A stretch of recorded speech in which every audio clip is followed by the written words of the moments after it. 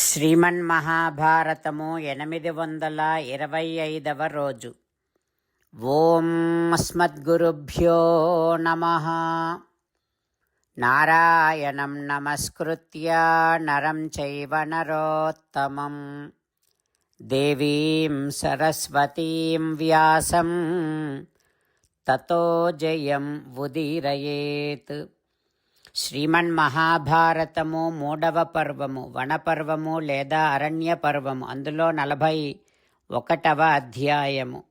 సూత మహానుభావుడు శౌనకాది మహర్షులందరికీ ప్రవచనం చేస్తూ ఈ రకంగా చెబుతూ ఉన్నాడు. ఓ మహర్షులారా, వైశంపాయన మహర్షి జనమేజయ మహారాజుకు శ్రీమన్మహాభారతాన్ని ఉపదేశం చేస్తూ ఇలా చెబుతూ ఉన్నాడు.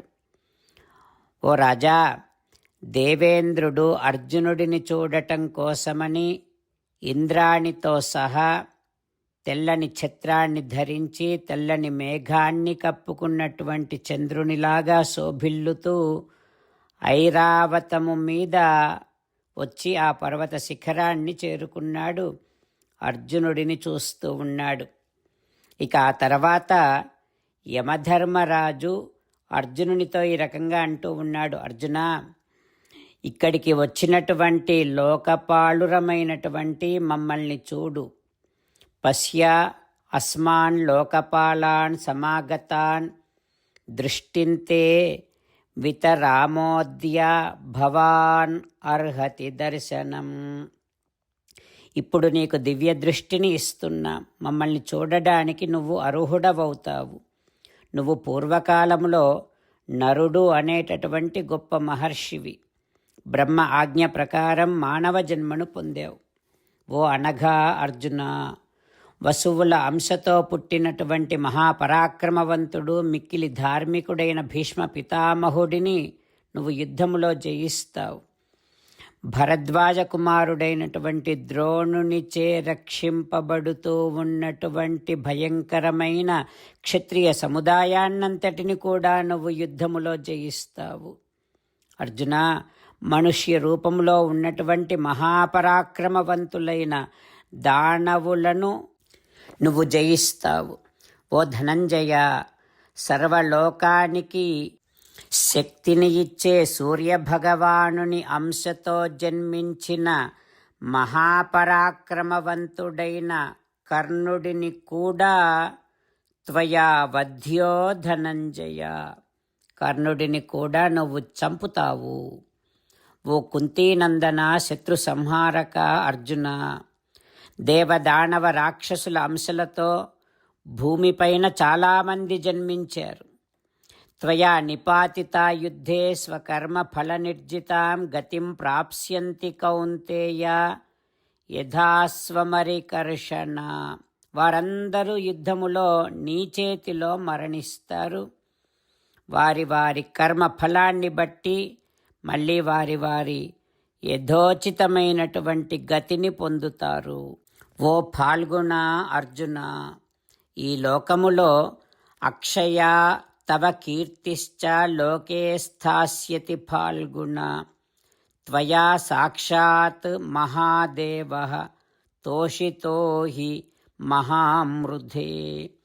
ఈ లోకములో నీ కీర్తి శాశ్వతముగా నిలుస్తుంది. నువ్వు ఈ మహాసంగ్రామములో సాక్షాత్తు ఆ మహాదేవుడినే సంతోషపెట్టావు. ఓ మహాబాహు అర్జున, లఘ్వీ వసుమతి చాపి కర్తవ్యా విష్ణునా సహ గృహాణ అస్త్రం మహాబాహో దండం అప్రతివారణం అనేన అస్త్రేణ సుమహత్ త్వం హి కర్మ కరిష్యసి. ఓ అర్జున, శ్రీ మహావిష్ణువుతో కలిసి నువ్వు ఈ భూభారాన్ని తగ్గించాలి. దానికోసం ఇదిగో అడ్డులేనటువంటి అసాధారణమైనటువంటి నేను ఇచ్చే ఈ దండాస్త్రాన్ని స్వీకరించు. ఈ అస్త్రముతో నువ్వు చాలా గొప్ప కార్యాన్ని సాధిస్తావు అని యమధర్మరాజు అర్జునునితో మాట్లాడుతూ ఉన్నాడు. ఆ తర్వాత ఏం జరుగుతుందో రేపు తెలుసుకుందాం. జై శ్రీమన్నారాయణ. జై శ్రీమన్నారాయణ. అమ్మా నాన్నలకు సాష్టాంగ నమస్కారం చేద్దాం. మన ఆచార్యవర్యుల శ్రీచరణారవిందములకు సాష్టాంగ నమస్కారం చేద్దాం. శ్రీ వేదవ్యాస మహర్షుల వారి దివ్య పాదారవిందములకు సాష్టాంగ నమస్కారం చేద్దాం. శ్రీ విఘ్నేశ్వర స్వామి వారి శ్రీచరణారవిందములకు సాష్టాంగ నమస్కారం చేద్దాం. శ్రీమన్మహాభారత గ్రంథరాజమునకు శిరస్సు వంచి నమస్కరిద్దాం. శ్రీకృష్ణ భగవానుని శ్రీచరణారవిందములకు సాష్టాంగ నమస్కారం చేద్దాం. మన హృదయ మందిరములోనే అంతర్యామిగా వేంచేసి ఉన్నటువంటి శ్రీమన్నారాయణుడిని సేవిస్తూ మనని మనము స్వామికి సమర్పించుకుంటున్నామనే భావనాపూర్వకముగా సాష్టాంగ నమస్కారము చేస్తూ స్వామి నామ సంకీర్తన చేద్దాం. శ్రీమన్నారాయణ నారాయణ నారాయణ శ్రీమన్నారాయణ నారాయణ నారాయణ. శ్రీమన్నారాయణుడే శ్రీకృష్ణ భగవానుడిగా వచ్చి మనందరికీ భగవద్గీతను ఇచ్చి మనందరినీ ఒక 8 పనులు చేయమని చెబుతూ ఉన్నాడు. అందుకని భగవన్ తప్పకుండా చేస్తామంటూ మనం ప్రతిరోజు ఈ రకంగా మాట ఇద్దాం. హో శ్రీమన్నారాయణ కరిష్యే వచనం తవ సర్వం శ్రీకృష్ణార్పణమస్తు. జై శ్రీమన్నారాయణ. జై శ్రీమన్నారాయణ. భక్తులకు ప్రత్యేకమైనటువంటి విజ్ఞాపన.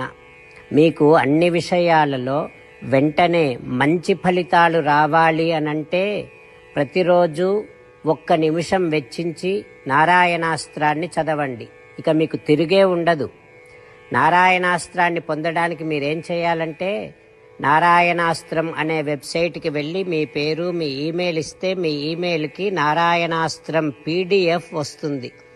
అందులో ఒక రామాయణ శ్లోకం, ఒక గీతా శ్లోకం, ఒక విష్ణునామం ఉంటాయి.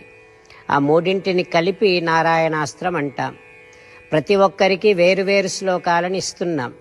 ఆ రకంగా ఎవరి శ్లోకాన్ని వారు ప్రతిరోజు తప్పనిసరిగా చదవటం వలన ప్రతిరోజు ప్రతి 24,000 భక్తులతో ఒకసారి సంపూర్ణ రామాయణ పారాయణ, 33 సార్లు శ్రీమద్ భగవద్గీత పారాయణ, 24 సార్లు శ్రీ విష్ణు సహస్రనామ స్తోత్ర పారాయణ జరుగుతుంది.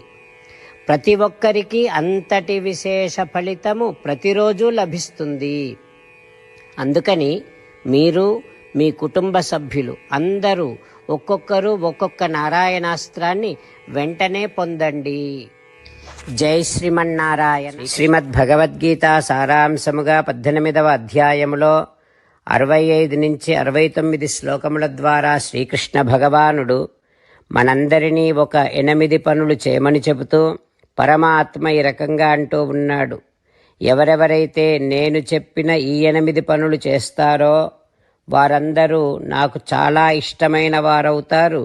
అప్పుడు వారిని నేను సకల పాపముల నుండి సకల దుఃఖముల నుండి విముక్తులను చేసి నా అంతటి వారిగా చేసుకుంటా, తరగని ఆనందాన్ని అనుభవింపచేస్తా. నిజమే చెబుతున్నా, ప్రమాణము చేసి చెబుతున్నా అంటూ సాక్షాత్తుగా దేవదేవుడైన శ్రీమన్నారాయణుడైన శ్రీకృష్ణ భగవానుడే మనను ఈ 8 పనులు చేయమని చెబుతూ ఉన్నాడు కనుక హో శ్రీమన్నారాయణ కరిష్యే వచనం తవ, తప్పకుండా చేస్తా, నువ్వు చెప్పినట్టే చేస్తా అంటూ మనం ప్రతిరోజు దేవదేవుడైన శ్రీమన్నారాయణుడికి ఈ రకంగా మాట ఇద్దాం. హో శ్రీమన్నారాయణ, నువ్వు చెప్పినట్టే నేను నిన్నే సంతతము ధ్యానము చేస్తూ ఉంటా. హో శ్రీమన్నారాయణ, నువ్వు చెప్పినట్టే నేను నీ భక్తుడిగానే ఉంటా. హో శ్రీమన్నారాయణ, నువ్వు చెయ్యమన్నట్టే నేను నా విధులను కర్తవ్యాలను నీ సేవగా నీ తృప్తి కోసమనే సక్రమంగా నిర్వర్తిస్తూ ఉంటా. హో శ్రీమన్నారాయణ, నువ్వు చెప్పినట్టే నేను నీవాడిని అనే మహావిశ్వాసాన్ని సంతతము కలిగి ఉంటూ నా హృదయములో నీకే నమస్కరిస్తూ ఉంటా. ఓ శ్రీమన్నారాయణ, మామేకం శరణం వ్రజ, నన్నొక్కడిని మాత్రమే శరణు వేడుకో అని నువ్వే అన్నావు కనుక నేను నిన్ను ఒక్కడిని మాత్రమే శరణు వేడుకుంటా. ఓ శ్రీమన్నారాయణ, మా శుచః, ఇక దుఃఖించకు అని నువ్వే నాకు భరోసా ఇస్తూ ఉన్నావు కనుక నేను ఇక దుఃఖించను. ఓ శ్రీమన్నారాయణ, నువ్వు చెప్పినట్టే నువ్వు నా కోసమని చెప్పిన శ్రీమద్భగవద్గీతను ఎప్పుడో ఒక్కసారి కాకుండా ప్రతిరోజు కనీసం ఒక్క శ్లోకాన్నైనా అనుసంధానము చేస్తూ గీతోపదేశాన్ని జ్ఞాపకం చేసుకుంటూ ఉంటా. ఓ శ్రీమన్నారాయణ, నువ్వు చెప్పినట్టే నువ్వందరి కోసమని చెప్పిన శ్రీమద్భగవద్గీతను తెలియని భక్తులందరికీ తెలియచేసే నా వంతు ప్రయత్నాన్ని నిరంతరము కొనసాగిస్తూనే ఉంటా. ఓ శ్రీమన్నారాయణ, నేను నువ్వు చెప్పినట్టే చేస్తా, నీకు నచ్చినట్టే ప్రవర్తిస్తా, నీకోసమే పని చేస్తూ ఉంటా. కరిష్యే వచనం తవ. సర్వం శ్రీకృష్ణార్పణమస్తు. జై శ్రీమన్నారాయణ.